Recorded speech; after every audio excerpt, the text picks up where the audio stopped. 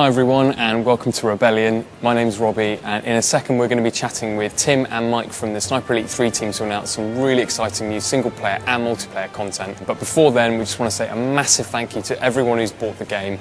You've helped us get to #1 in the UK and loads of charts across the world, and it's just been such an exciting month for the studio, reading everyone's comments, reading all the reviews and seeing what you thought of the game. But let's have a quick sneak peek now at some really cool stuff that we've been working on since launch.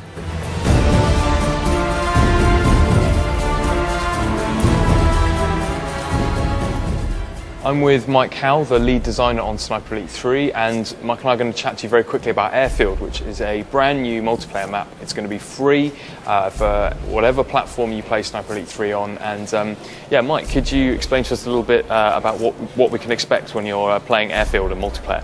Sure thing, buddy. Well, a lot of the fans might be familiar with Airfield from the single-player campaign, and we've taken this airfield and absolutely obliterated it now. So the hangars have been torn apart. There's been a bombing run which has gone down the centre of the airfield. We've introduced these nice little sort of flanking routes underneath the airfield that you can furtively duck under and flank your opponents, and we've got a lot of new sniping positions which we've introduced throughout the map as well, which the players will have a bit of fun trying to find those new ones in the environment. Yeah, sure, great. So do you have any tips on certain areas players should be looking out for?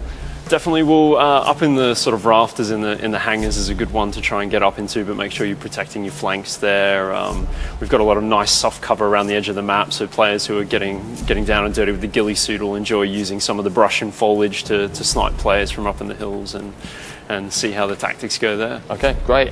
Well, something we haven't talked about is actually this is only the first of a set of new free multiplayer maps that will be coming out across the summer.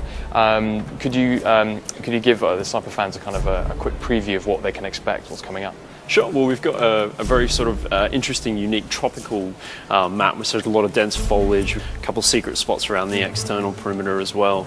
We've got a high altitude map, which is actually kind of 3 spires, and they're separated with the sort of like old ruined sort of dry riverbed and lots of tank carcasses and that sort of thing. And you know, it's really sort of interesting dynamic. We've been playing that with the studio up north, and the final one's kind of just a ruinous sort of battlefield with a bit of a seascape around the outside of it. But again, you know, there's lots of great vantage points for the player to take advantage of there as well. Great, sounds like a lot of fun.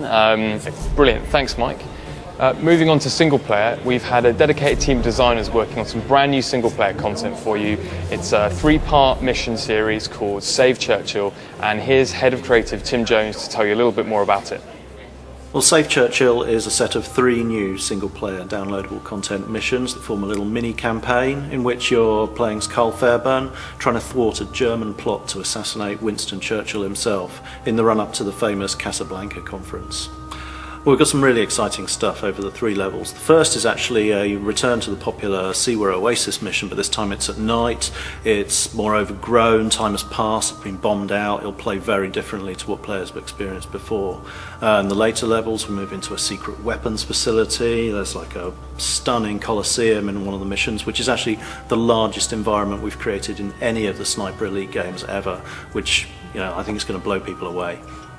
For experienced Sniper Elite players that have been through the campaign, they'll be looking for some new experiences. So we've got new encounters, new weapons, new unit types, and the new missions I think are really going to feel very different. The first mission is called Save Churchill Part 1 in Shadows. We'll be releasing Parts 2 and 3 later in the summer. So that was a sneak peek at the new Save Churchill missions for Sniper Elite 3, but the only thing we haven't told you is when you're going to get to play all this new content. Both the new Airfield multiplayer map and Save Churchill Part 1 in Shadows are available right now on Steam for PC, and if you've got consoles, they'll be coming out very soon on those too. Remember, we've got loads more content coming this summer, and we'll see you in the forums.